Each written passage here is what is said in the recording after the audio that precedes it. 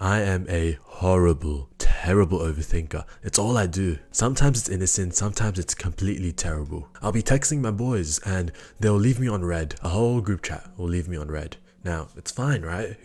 Who cares, bro? It's just a message. But me and my overthinking brain is like, they hate me, they don't like me, that joke was annoying, they're gonna leave me, they're gonna abandon me, I'm about. And then my boys will go, bro, I was taking a nap, I was doing meaningful work, I was on the toilet, bro, what are you on about? Another example, I'd be walking on campus and I'll be wearing an outfit that I don't really like. It's not on par with what I like to wear, but and then there'll be people looking at me, staring at me. I'll feel like they're staring at me. There'll be a group of girls walking by, they'll be laughing, and I'll think to myself, you know, the classic, or they're laughing at me, everyone's staring at me, they're judging me. You know, just typical overthinking behavior that I know you relate to, especially the outfit one. People looking at you, I know you relate to that. And then imagine adding depression on top of that, which is what I was experiencing for most of my life. Overthinking magnified my depression. It would conflate these real small, minuscule issues that don't mean anything and just conflate them to these big, heavy problems. I'd get so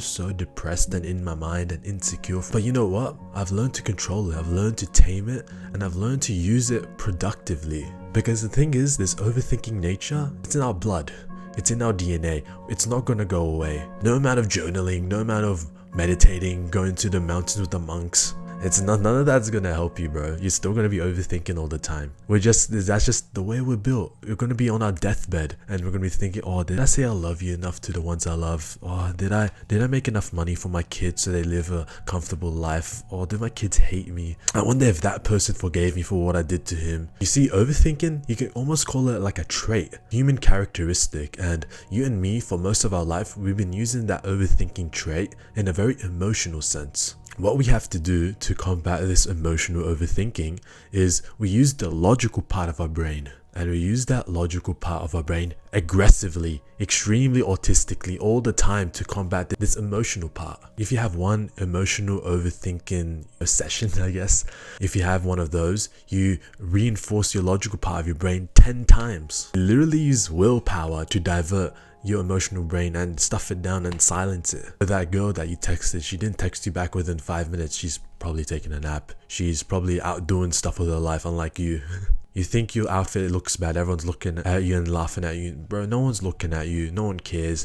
No one's even noticed you, bro. Everyone's too emotional and overthinking in their own minds to even notice you. Because the thing is, even you today, in the back of your mind, you know what I'm saying is correct. You know that, oh yeah, she's out doing stuff. You know that, oh yeah, no one's looking at me. You know that, oh, everyone else is overthinking for themselves. They're too concerned about themselves to even be concerned about me.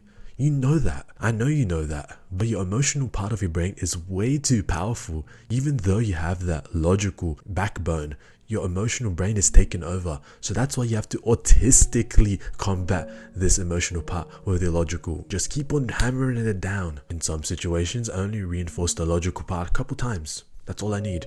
Other times, it doesn't matter how many times I reinforce the logical, the emotional is just way too powerful. And I just have to keep on reinforcing it every time the emotional part comes up. And I just have to keep on reinforcing it, reinforcing my logical brain every time my emotional brain starts overthinking. Trust me, this works. And if you want to learn how to get rid of your overthinking brain and just say, oh, I'll just cut the problem from the roots, I'd argue that I don't want to get rid of my overthinking brain.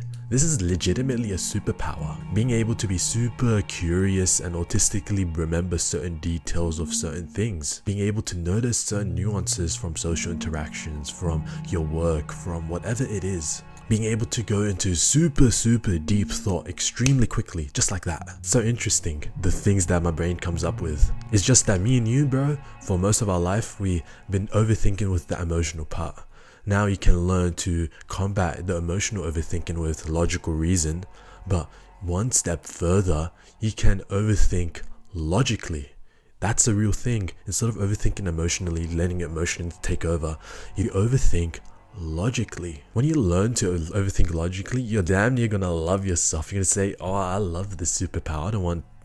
I don't want this to go away ever. On some real narcissistic stuff, I'm not a narcissist, but I'm just saying, you're gonna have that realization that, damn, this is actually so sick that I overthink all the time. I've just been stupid and letting my emotional brain take over, just like I let my emotional brain overtake for so long. For example, my YouTube videos overthink certain nuances. What's the best font for my thumbnail? What's the best time to upload? Should I add music? What type of music should I add? Just overthinking in that sense instead of thinking she hasn't texted me in 5 minutes, boys, or I'm doomed, she's cheating on me. Come on, bro, you're better than that. You have the superpower. You're blessed to have the superpower, so use it properly. If you learn how to use it, you're gonna fall in love with it.